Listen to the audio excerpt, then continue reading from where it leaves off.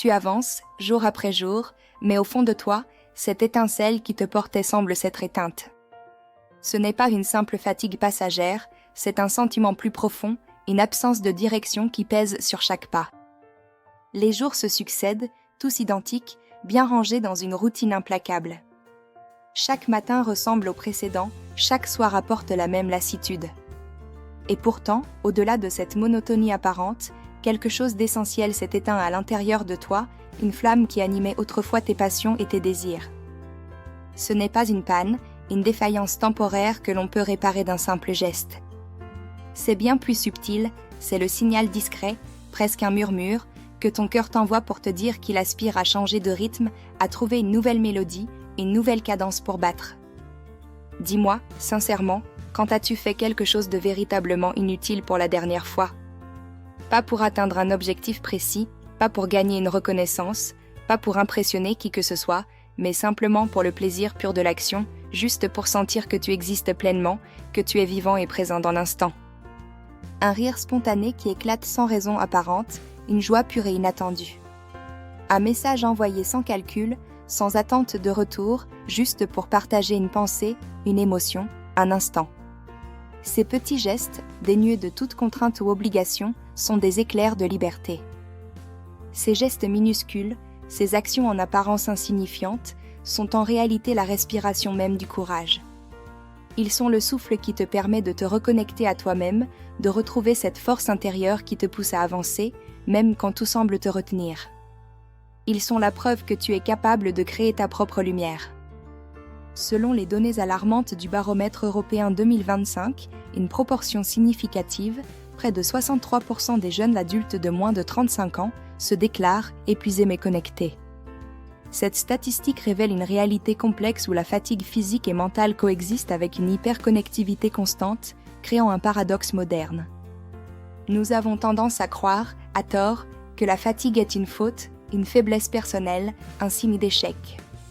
Mais ce n'est pas le cas. La fatigue n'est pas une erreur, c'est une alarme douce, un signal d'alerte bienveillant que ton corps et ton esprit t'envoient pour te protéger. Elle te murmure, avec une infinie douceur, ralentis, prends le temps de respirer. Tu n'as plus besoin d'être parfait à chaque instant, de répondre à toutes les attentes, de te conformer à toutes les pressions. Lâche prise et permets-toi d'être simplement toi-même. L'espoir, contrairement à ce que l'on pourrait penser, ne descend pas du ciel comme une bénédiction inattendue. Il ne se manifeste pas par magie.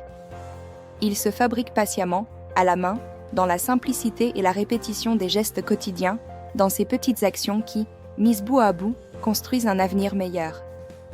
Préparer un repas avec amour pour quelqu'un que tu aimes, prendre le temps de choisir les ingrédients, de cuisiner, de partager ce moment.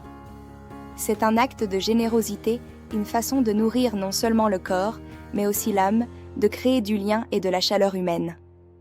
Écoutez attentivement, sans interrompre, sans juger, en offrant toute ton attention à l'autre. C'est un cadeau précieux, une preuve de respect et d'empathie. C'est permettre à l'autre de se sentir entendu, compris et de renforcer les liens qui vous unissent. Rire de soi, de ses propres maladresses, de ses petites imperfections, avec bienveillance et légèreté. C'est une forme d'humilité, une acceptation de sa propre humanité.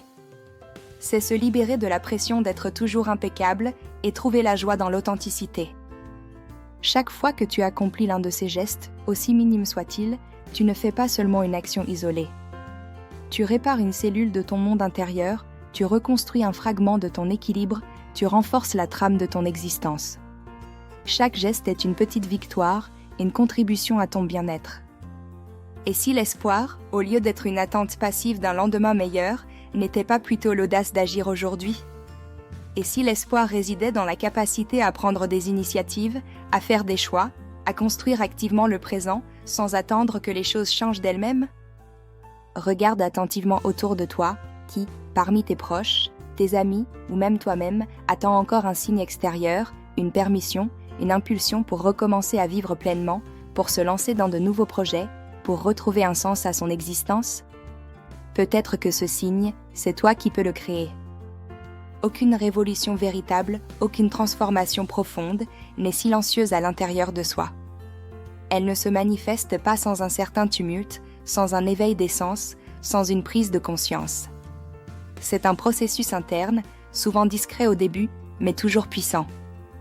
Elle commence par un simple soupir, un souffle profond qui libère une tension accumulée. Ce soupir, c'est bien plus qu'une simple expiration, c'est une affirmation silencieuse, un cri du cœur qui dit « Je suis encore vivant, je suis là, et je suis prêt à me battre pour mon bien-être ». L'espoir, c'est cette force inébranlable qui nous pousse à croire en des jours meilleurs, à persévérer malgré les obstacles, à trouver la lumière même dans l'obscurité la plus profonde. C'est la conviction que chaque petit geste compte, que chaque effort, même minime, contribue à construire un avenir plus lumineux et plus serein.